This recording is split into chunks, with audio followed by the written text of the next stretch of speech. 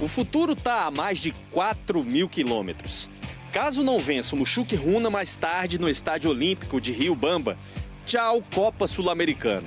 Acho que sobre o jogo é tudo ou nada, né? A gente precisa ganhar esse jogo e eu acho que independente de um... O principal é ganhar, nós temos que focar em ganhar, a gente vai ganhar uma partida, esse jogo precisa ganhar, precisa ir forte, ganhar esse jogo aí que é o mais importante. A enrascada no Equador foi construída nas 3 primeiras rodadas da Sul-Americana. O Cruzeiro é o único do Grupo E que perdeu todas as partidas que disputou até agora. Nem parece o mesmo time que está entre os primeiros no Campeonato Brasileiro. Sul-Americana é outra competição, a gente também quer classificar, mas está um pouco mais difícil, porém a gente vai para lá para vencer a partida. Não foi um início de Sul-Americano que a gente gostaria, mas o Mister tem rodado alguns jogadores para aproveitar e manter o alto nível também. Então a gente continua fazendo o nosso trabalho e vamos ver o que acontece na classificação. Time alternativo, só não ache que o Cruzeiro largou mão da Sula. Vai que... Ano passado, depois de 3 rodadas e nenhuma vitória, a classificação era difícil, mas veio com uma sequência de vitórias. Jornada que terminou só na final, com a derrota para o Racing. O maior exemplo de recuperação, no entanto, foi em 1997. Já sabe do que eu vou falar, né, cruzeirense?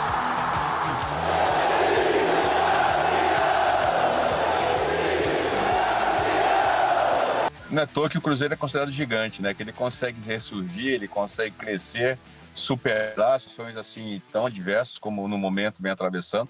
Foi o que ocorreu em 97. Cruzeiro campeão depois de começar a fase de grupos com 3 derrotas. Gotardo não participou do início daquela campanha. Na recuperação ele já estava. Quando eu estive perto ali, treinando com aqueles jogadores, com toda a equipe, eu vi uma satisfação enorme desses atletas, porque a busca pela vitória era assim, incansavelmente atrás dela, tentando realizá-la, né? E fez aquilo que parecia impossível, né? Classificou e depois entrou no mata-mata, enfim. É um momento bem especial. A fase recente do Cruzeiro é que faz Gotardo acreditar no repeteco. O último jogo agora foi muito consistente, contra um adversário muito forte, oscilou muito pouco na partida, mas foi uma equipe assim, muito concentrada, muito focada na proposta de jogo. Eu acho que chegou o momento certo de crescer na competição. Ainda dá para buscar. E eu acho que o psicológico também está muito envolvido, está muito fortalecido depois desses últimos jogos. Claro, sem dúvida. A gente acredita muito e o torcedor vem junto com a gente.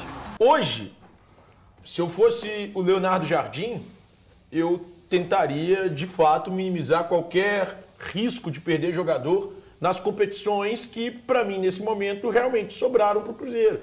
A Sul-Americana hoje, o Elton já trouxe que o cálculo do Departamento de Matemática da UFMG é de 4% de chance. E eu acho absolutamente difícil. Olha a tabela aí, ó. Eu acho absolutamente difícil que o Cruzeiro hoje consiga uma classificação. Até pela questão do Mushuc Runa hoje empata o jogo, o Cruzeiro já não iguala. Hoje empata o jogo, o Cruzeiro já não iguala a pontuação dele. Então já desistiria da primeira colocação. Além disso, o Mushuc Runa teria outros 2 jogos, que ele pode vencer o Palestino, a União Santa Fé. Os 2 fora de casa. Cara, o Mushuc Runa vem do Mineirão e ganhou do Cruzeiro. Eu não acho que seja algo completamente impossível. Mas em relação às outras 2 equipes... eu também concordo, isso eu concordo. Não acho que seja algo completamente impossível. E outra, ele tem 100% de aproveitamento em casa, onde tem altitude, que é chato de jogar. É chato pra cacete de jogar. Por mais que seja mínima altitude, é chato pra se enfrentar um adversário. Então, fosse o técnico Leonardo Jardim, daria prioridade, de fato, às competições nacionais hoje. Porque o Cruzeiro está muito bem no Campeonato Brasileiro. O Cruzeiro é o 4º colocado, tem 3 pontos do líder Palmeiras, 3 pontos do 2º colocado, que é o Bragantino. E acho que o Flamengo está com 14, eu estou falando bobagem. E o Cruzeiro com 13. Então, 1 ponto atrás do 3º colocado. O Cruzeiro está muito bem, obrigado, no Campeonato Brasileiro. E o Cruzeiro estreou muito bem na Copa do Brasil, no jogo de ida da terceira fase da competição, vencendo o Vila Nova por 2-0. E assim, o Cruzeiro não tomou conhecimento do Vila Nova.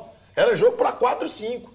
Então, dado o vexame que foi o Cruzeiro na primeira parte da competição, eu honestamente tiraria um pouco o pé. Eu acho que hoje os caras estão pensando muito mais em evitar um vexame, que seria o Cruzeiro não fazer ponto nenhum num grupo frágil desse, depois de um início tão ruim do Cruzeiro, do que qualquer outra coisa. Até porque eu conversei hoje com uma fonte do Cruzeiro para tentar entender. Quem é a fonte? Fala a fonte! Você tá louco? Existe alguma possibilidade de bicho maior para os jogadores, para uma classificação na Copa Sul-Americana? E essa pessoa me disse que hoje não existe qualquer possibilidade disso, que estão jogando todos ainda bem, né? Ainda bem.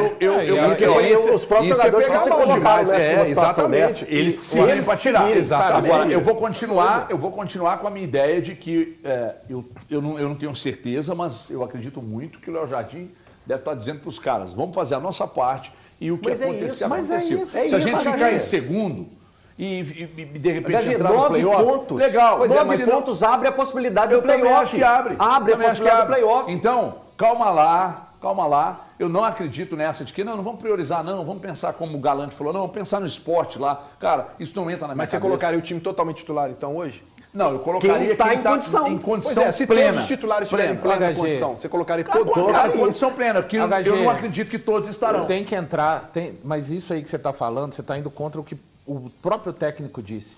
Ele colocou aquele time com 4 alterações contra o Vila Nova de Goiás, pensando no que o time poderia fazer também contra o Flamengo. Mas aí não é que ele poupou, é porque aqui no país a gente tem essa bobagem, né? Do poupar. Não é poupar. Ele está gerindo o elenco. Ele está gerindo o elenco para ter condição de gente para correr contra o Vila Nova, gente para correr contra o Flamengo, hoje gente para correr contra o Mushuki Runa e no domingo gente para correr contra o Sport. É que aqui a gente acha que o jogador é o Max Steel. Joga 90, joga 90, joga 90, joga 90, joga 90. Aí fica fora um jogo por suspensão de cartão amarelo, por exemplo. Ficou fora. Agora o fulano vai voltar bem, né? Tá? Aí o cara começa... Mas por que o rendimento desse jogador tá jogando? Vai lá olhar quantos jogos de 90 minutos o atleta tem e o técnico, por vezes, gere mal. É o que o Jardim tá tentando fazer. Só que isso é um choque de cultura aqui do nosso futebol. Para todos nós, inclusive. Não só para os profissionais que trabalham no meio do futebol, para a gente que comenta e para boa parte dos torcedores. Só me permita discordar desse. Eu acho que poupar é mais um linguajar coloquial, não é? Correto, talvez, você gosta, eu acho que de preservar a palavra que você fala. Eu gosto, Thiago. Porque poupar, o cara tá bem, você opta de não usá-lo. Assim, poupar é quase um linguajar coloquial. O Gabigol não tem condição de jogar hoje. Ainda tem gente que ainda tem gente que acha que é bobagem. Ainda tem gente que vem falar bobagem dizendo que é migué. Eu não grilo com o termo poupar. Eu também não. Eu acho que o Paulo tá... Você tá gourmetzinho. Tá ancião. Não tem problema. Que isso, cara? Eu não esperava nunca. É porque o poupar, eu não preciso explicar a situação. Exato. É poupar. Ele não entende as coisas que você fala. Não é que assim, tirou o cara a bel prazer. Logo o Elton, dos caras mais literais, disse que não precisa explicar a situação. Tá bastante anotado. Mas a vida é um bumerangue, ela vai e volta. Poupar. Eu tô observando aqui, o outro jogo do Cruzeiro é antes, né? É às 7 horas da noite, né? O Palestino, se ele ganha, ele fica com 9 pontos também. Né? Outro jogo do grupo. Do outro grupo, do Cruzeiro. Isso, o melhor para o Cruzeiro é o União ganhar. É o União ganhar, mas se ganha, fica 9. Aí quer dizer, a situação do Cruzeiro... Não, o União ganhar é o melhor. Se o Palestino ganha, fica com 9. O Cruzeiro só vai chegar com 9. O Cruzeiro já entra em campo, talvez, com a chance menor ainda. Aí fica 3 com 9, gente. Mas aí acabou.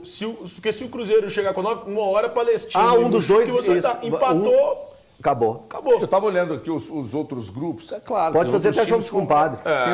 Tem outros times aqui que estão com condições de chegarem a uma pontuação maior que a do Cruzeiro.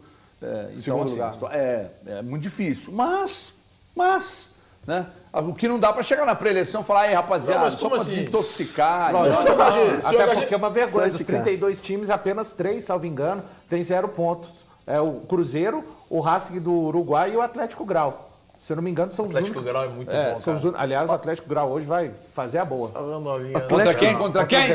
Vai rolando por cima. Olha aqui, presta atenção. Torcida Celeste, um ótimo dia para todos. Eu tô chegando com tudo nessa quarta-feira para atualizar vocês sobre as principais informações do nosso Cruzeiro. Acabou de sair uma informação dizendo que o Leonardo Jardim conversou com o Pedrinho BH e disse que quer a contratação de 2 jogadores do Flamengo. Ou seja, o Cruzeiro pode dar um chapéu duplo na equipe carioca. Além de ganhar dentro de campo, pode ganhar também fora de campo. né, contratando esse cara que vocês estão vendo aí, que é um desejo antigo do técnico português Luiz Araújo, e também do outro jogador assim que eu acho assim muito bom de bola, Matheus Gonçalves, o jovem Matheus Gonçalves, que teve uma leve passagem, né, uma breve passagem com a camisa,